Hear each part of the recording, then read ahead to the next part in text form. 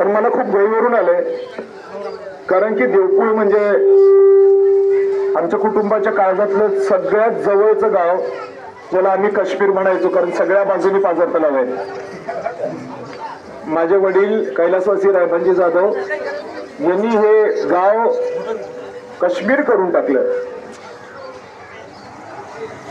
आणि हे काश्मीर असलेलं गाव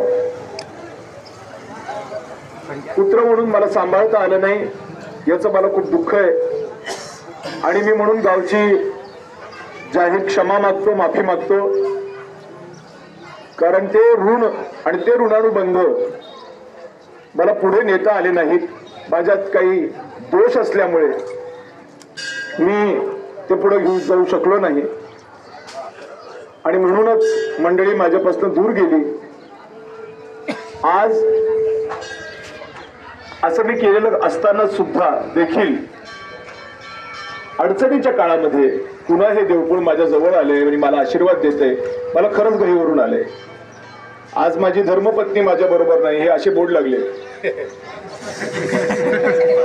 पण माझा भाऊ माझ्या बरोबरच आज बसलाय. म्हणतात ना, ज्याचं त्यालाच होतं. ज्यावेळेला संकट काळ येतो, अडचणी येतात, त्यावेळेला घरातले लोक पुन्हा घरातल्या लोकांना सपोर्ट करत असतात आणि बाहेरचे लोक असे पोस्टर लावतात. घरातले ते घरातले, बाहेरचे ते बाहेरचे. भाऊ तो भाऊ आणि करून आणलेली ती करून आणलेली. हे खरं आहे. या निमित्ताने एवढंच सांगेन, जास्त नाही बोलणार.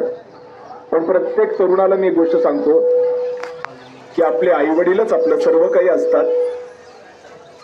आपल्या आई वडिलांना आपण जीव लावला पाहिजे, त्यांना मान दिला पाहिजे. कारण संकट काळ आलं की तेच लोक आपला हात पक्क्याने धरतात. आपल्याकडे काही असो, आपल्याकडे काही नसो, आपण चांगले असो, आपण वाईट असो, पण ती माणसं, आपली आई आणि आपला बाप, हा आपल्याला कधीच सोडून देत नाही, कधीच नाही. म्हणून त्यांना आपण वंदनच केलं पाहिजे. त्याचबरोबर माझे वडील नेहमी म्हणायचे, जुने लोक खूप उभे आहेत, की माझा मालक, माझा मायबाप हा मातीत बसलेला असं म्हणायचे. मुंबईतला, दिल्लीतला माझा मायबाप नाही होऊ शकत. माझा मायबाप माझ्या मातीत बसलेला तो व्यक्ती आहे जो काबाड कष्ट करून या जगाला अन्न पुरवतो. हे माझ्या वडिलांचे शब्द आहेत जुने. आज त्याचा अर्थबोध मला होतोय. खरंच मला आज माझी आई आणि तुम्हीच सांभाळते, बाकी कोण नाही सांभाळत. आणि म्हणून तुम्ही माझे मायबाप आहात आणि या निवडणुकीमध्ये हे धर्मयुद्ध आहे. हे असं कोणी करत नसतं जे करताय. हे सगळं जे काही चाललंय आता आपल्या सर्वांच्या कृपा आशीर्वादानेच याचं काय व्हायचं ते होईल. 20 तारखेला मतदान आहे. मी प्रार्थनापूर्वक सगळ्यांना विनंती करतो, माझ्या झालेल्या चुका माफ करा. माझ्या वडिलांसारखं मला खरंच जमलं नाही, म्हणून मला खरं सांगायचं म्हटलं तर आपलं मन राखता नाही आलं. मी इथून पुढे ती चूक करणार नाही. मी माझ्या वडिलांप्रमाणे चालण्याचा प्रयत्न करीन आणि तुम्हाला सगळ्यांना तेच प्रेम देईन जे भाऊंनी तुम्हाला अनंत काळ दिलं आणि अनंत काळ शेवटपर्यंत भाऊ तुम्हाला प्रेम देत राहिले. पूर वय होतं, कमी वय होतं, नाही जमलं मला. आमदार जरी झालो असेल तरी सुद्धा ते प्रेम देणं मला जमलं नाही, जे प्रेम रायबान भाऊंनी प्रत्येक देवपूळच्या माणसाला दिलेलं आहे. आणि म्हणून तशा पद्धतीनेच इथून पुढे चालण्याचा जरूर प्रयत्न करेन. एवढंच मी या ठिकाणी विनम्रपणाने आपल्या सगळ्यांना सांगतो. आणि काही लोकांची मनं दुखवली असतील त्यांचीही मी पुन्हा एकदा क्षमा मागतो. पोरगं मांडीवर हागलं म्हणून मांडी कापू नका. पोरगं तुमचं आहे, सांभाळून घ्या, अशा पद्धतीची प्रार्थना आहे तुम्हाला सगळ्यांना. आणि हे पोरगं आता असं काही करायला निघाले की आपले सगळं जे काही लॉस झालेला आहे तो आता आपण भरून काढू, अशा पद्धतीची भूमिका घेऊन तो पुढे निघालेला आहे. कन्नडच्या MIDCचा फोकस आहे माझा. मला बाकी कुठल्याच गोष्टीमध्ये इंटरेस्ट नाही. बाकीचा माझा भाऊ सांभाळून घे. कारण की धरणं पाझर तलाव झाली, त्यातनं एक पिढी उभी राहिली. सगळ्यांच्या शेत्या व्यवस्थित झाल्या, उत्पन्न वाढलं, लोकांचे घरं तयार झाले, कमीत कमी 2 व्हीलर तरी आली. आता आपल्याला त्याच्या पुढे जायचंय, कारण शेतीमध्ये आता पुरत नाहीये. कुटुंब वाढलेली आहेत, शेती तेवढीच राहिली, मुलांच्या हाताला काम नाहीये.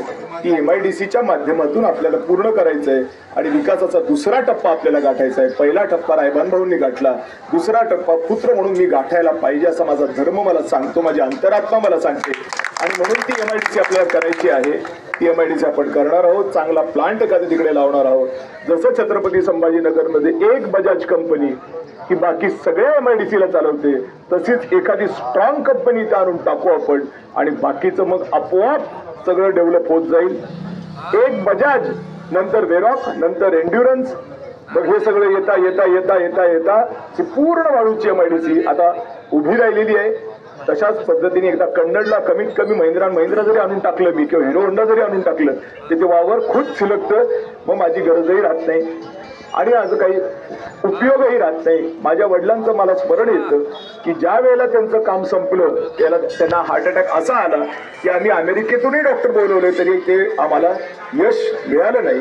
कारण भगवंतानी प्रत्येकाला, मग मीच सांगतो असं नाही, फक्त मला अर्थबोध होत चालले. ते सगळे मी ऐकलेलं आहे प्रवचनांमध्ये, कीर्तनांमध्ये, सत्संगांमध्ये, की बाबा आपण कुठल्या तरी कामासाठी इथं भगवंताने आपल्याला पाठवलेलं आहे. ते काम संपलं की आपण वापस जातो. ते काम काही लोकांना दिसतं, काही लोकांना दिसत नाही.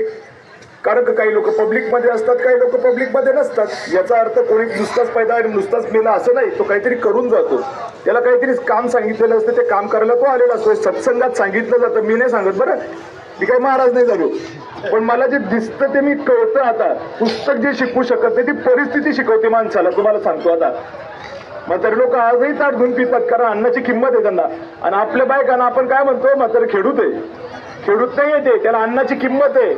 त्यांनी 1972चा दुष्काळ पाहिले म्हणून तो ताट धुवून पितो, म्हणून ती म्हातारी ताट धुवून पितो. आणि आपल्याला किळच येते त्याची की काय खेडूत आहे तो ताट धुवून पितोय. अरे ताट धुवून पितो तर त्याला किंमत आहे. तू बटर रोट्या फेकून देतो रस्त्याने. मस्त्या आहे आपल्या अंगात, या मस्त्या ना या चांगल्या नाहीयेत.